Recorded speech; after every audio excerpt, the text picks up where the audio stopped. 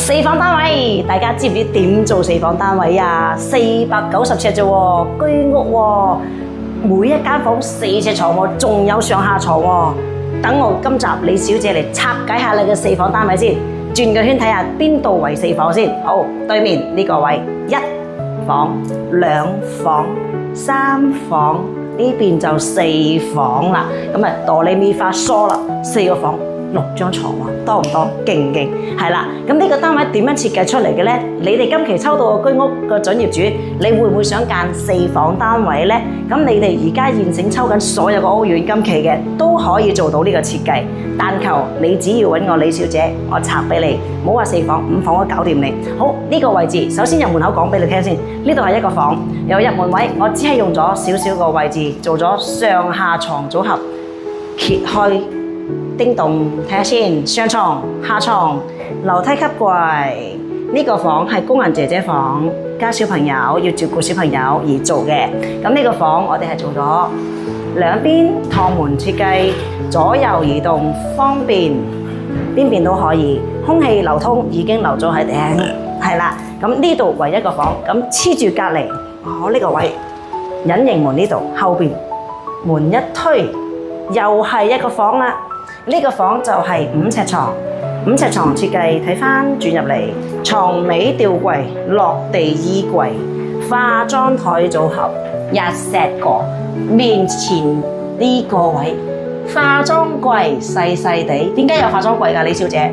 因為呢個門口太闊啦，4尺嘅，偷返個位，留返正常門口尺寸，咁我就做到呢個化妝櫃位，連埋隔離房做返過去嘅。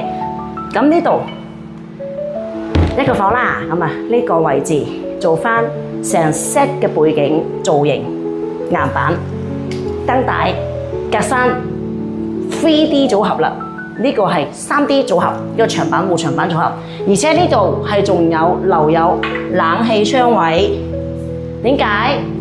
係喎，你唔知點解咧？好多人做呢個設計嘅時候，諗唔到我個冷氣點避位呢？點算啊？封咗牆板啊！呢度做咗個活動門，你裝冷氣，裝完之後裝上牆板上邊，冇走雞。好，又到呢邊一個背景過嚟，呢度又係2房 ，total 4房啦。呢度隱形門背後，前邊用飾櫃、玻璃櫃直到頂，背後係衣櫃間房。咁睇翻呢個組合4尺半床，哇！諗都諗唔到，睇下先。點樣做4尺半床咁正？仲有個6尺大衣櫃，床頭加燈帶，床頭有靠山，化妝台做咗2型組合，台下仲有活動台凳，加埋一套果，哇！呢個設計唔簡單。麻雀雖小，唔好話5臟俱全啊，乜都有齊晒。好啦，咁啊嚟到我呢邊啦，呢度又一個房，開估呢邊都係4尺半床。哇，正啊！床頭格仔櫃、飾櫃，再加埋一個衣櫃組合，呢個係可以一個大房嚟嘅。如果呢啲咁嘅單位設計方案尺寸大概咁嚟計算嘅話，其實每間房4尺半、5尺床，其實都好天衣無縫㗎啦。香港居屋490尺嚟計算嘅話，相當於唔錯。房門口連住個電視櫃、格仔櫃。背景所有做晒成 set 電視櫃位，再轉過嚟我呢個位置，揾廁所都難啲，真係慘。點解呢？做晒成套隱形嘅廁所嘅門嘅，咁啊可以睇翻廁所入邊，當然有每一個位置同埋每一個做法唔一樣啦。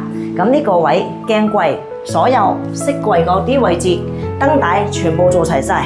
入邊呢個裝翻你嗰啲化妝品，台上盤、方盤夠大夠正，係啦，儲物量夠高，乾濕分離，通通做晒，係啦，呢啲位置方便好用，設計慳位，地方夠靚，轉翻過嚟我哋呢個位置仲有個廚房啊 ，U 型廚房，煮食天地，我哋哇最中意煮嘢食嘅人就啱啦。